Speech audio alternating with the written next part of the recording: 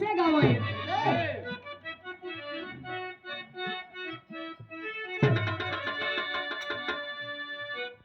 अरे धीरे धीरे पौआ धर हो बारी धनिया,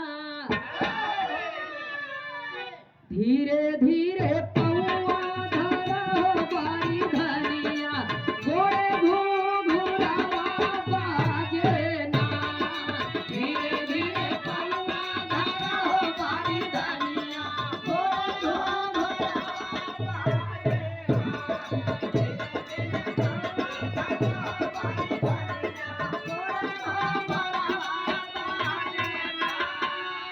दुल्हिया समझावत रही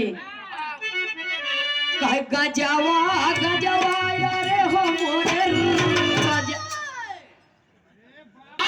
कि गजवा गजवा रे हो मोरे राजावा,